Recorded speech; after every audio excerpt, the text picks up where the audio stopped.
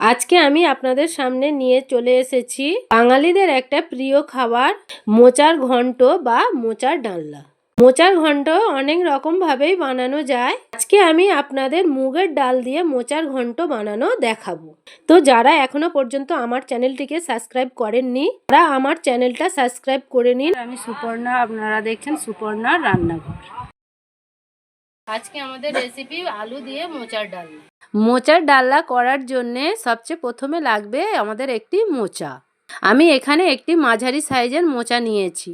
মোচার ভিতরে যে একটা দেশলাই কাঠির মতো থাকে ওটাকে আমরা ফেলে দিয়ে কুচি কুচি করে কেটে নিয়েছি।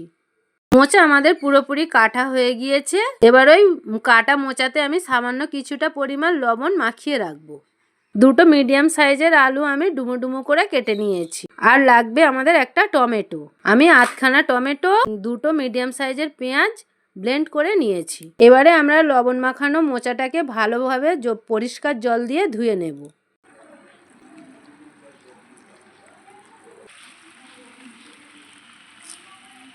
আর ডালনার জন্য লাগছে মুগের ডাল। আমি এখানে 1 বাটি ডাল নিয়েছি। ডালটাকেও আমি ভালোভাবে পরিষ্কার জলে ধুয়ে নেব।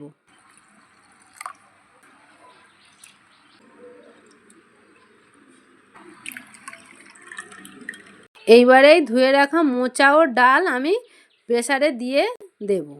বাটিতে কিছুটা ডাল লেগেছিল, সেটা আমি গরম জল দিয়ে ধুয়ে ওই প্রেসার কুকারের মধ্যেই দিয়ে দেব।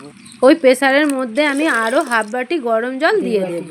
তারপরে আমি দিয়ে দেব 2 চামচ হলুদ গুঁড়ো, 1 চামচ লবণ। প্রেসার কুকারে জল উঠে যাতে না ছাপিয়ে যায় তার জন্য কিছুটা আমি তেল দিয়ে দিচ্ছি। এইবারে আমি ওভেনটা জ্বালিয়ে প্রেসার কুকারটা বসিয়ে দেব ডাল ও মোচা সিদ্ধ হওয়ার জন্য। দুটো সিটি ওঠা পর্যন্ত আমি অপেক্ষা করব। আর এইদিকে উনুনে আমি কিছুটা মশলা করে নেব।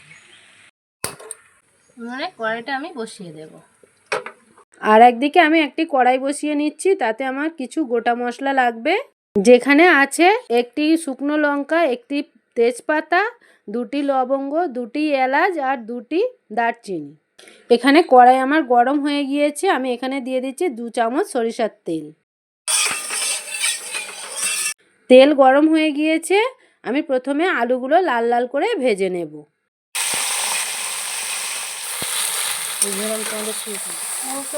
ওই ভাজা আলুর মধ্যে দিয়ে দেব আমি কিছুটা লবণ। আমি কিন্তু এখানে হলুদ গুঁড়ো ব্যবহার করিনি। আলুগুলো লাল লাল করে ভাজা হয়ে গিয়েছে, আমি এবারে তুলে নেব।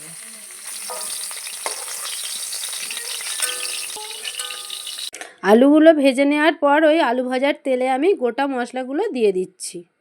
তারপরে ওই গোটা মশলার মধ্যে দিয়ে দিচ্ছি আমি পেঁয়াজ ও টমেটো কাটা, সঙ্গে একটা লঙ্কা কুচোনো।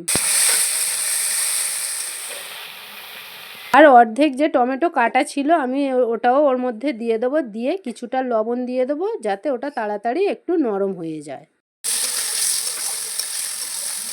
মশলাটা ভাজা ভাজা হয়ে গিয়েছে। এর মধ্যে দিয়ে দেবো 1 চামচ আদা রসুনের পেস্ট। মশলাটা এদিকে আমি ভালোভাবে কষিয়ে নিচ্ছি।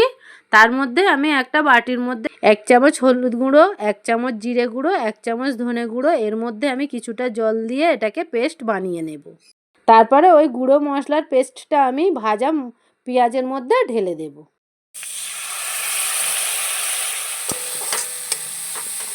কিছুক্ষণ কষিয়ে নেওয়ার পর আমি ওর মধ্যে দিয়ে দেব ভেজে রাখা আলুগুলো। পেঁয়াজ আর আলুটাকে আমি 2 মিনিট কষিয়ে নেব।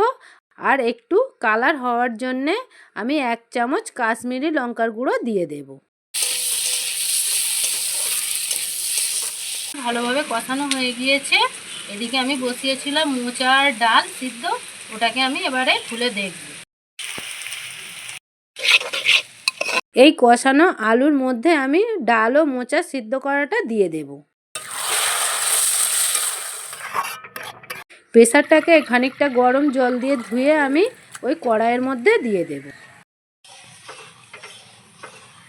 ডালটা মিনিট 2 ফোটার পর আমি দিয়ে দেব এর মধ্যে কিছুটা চিনি। সবশেষে আমি দিয়ে দিচ্ছি ছোট্ট চামচের 1 চামচ ঘি। এবারে দিয়ে দিচ্ছি আমি হাফ চামচ গরম মশলার গুঁড়ো।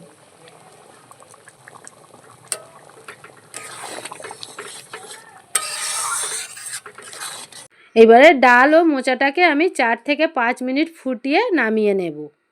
তো আমাদের আলু দিয়ে মোচার ডালনা রেডি। আশা করি আপনাদের রেসিপিটা ভালো লেগেছে।